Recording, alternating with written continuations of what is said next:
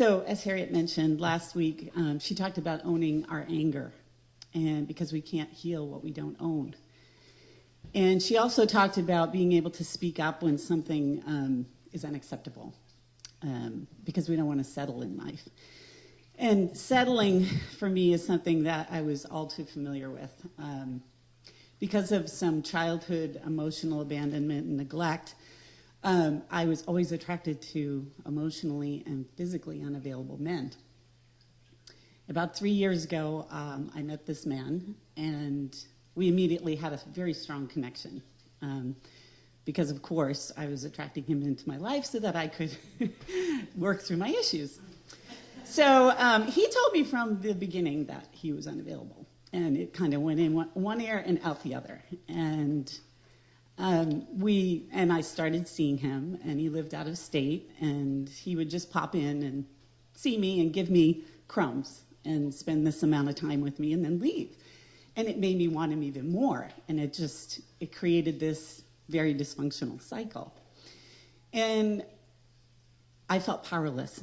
And that kind of went on for a while until I was like, you know what, this is really not acceptable. And I got really angry. And I was finally able to say, you know what, I'm not going to do this anymore. I'm done. And that was about 9 months ago, a year ago.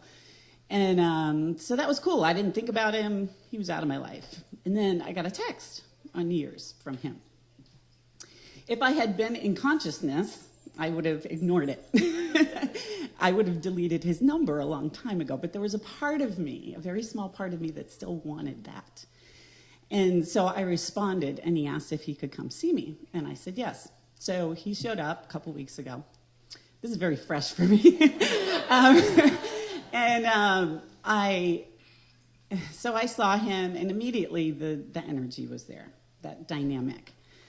And that night I went home, and I was just like sitting with it. And it wasn't that I wasn't in sadness or pain. It didn't like trigger me there. I was just holding what I was feeling, which was just disturbed. He disturbed my energy field.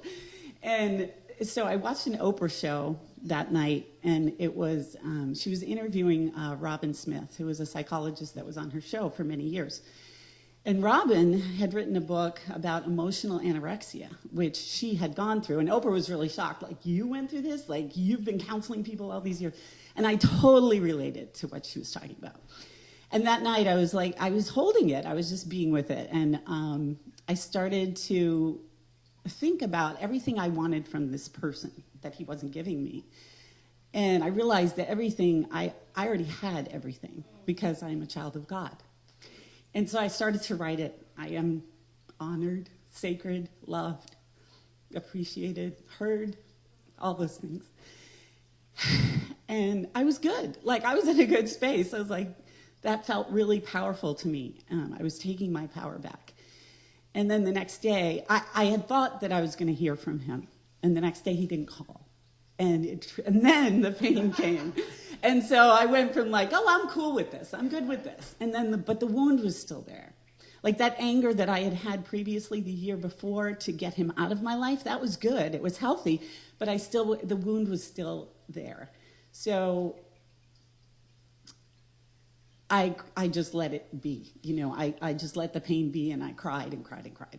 And I needed that. Like, I really needed to do that. And the next day, I felt very cleansed, and I felt like, wow, that was good, that was great. And it helped me this time to step back from it and to see it for what it really was. That he didn't have my power, and I was giving him my power willingly.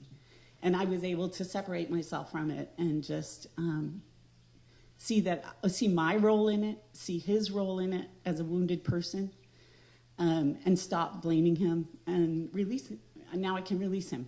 And I've grown from it. So that's what it's all about. It's about Eckhart Tolle saying, you know, the recognition of illusion is its ending. And I was completely in illusion with him and delusional. And so Say that slow and again. The Eckhart Tolle? Yes. It's my favorite thing that he has ever said. The recognition of illusion is its ending. So when we can finally see it and hold it for what it is, then we can heal and we can be in peace. And then I can create the boundary from peace, not from anger. Yes. And that's what you were talking about last week about Martin Luther King. Like he went to the love and let's do this from peace right away, but I don't think they experienced the pain, that interim step like you were saying. So anyway, thank you for hearing my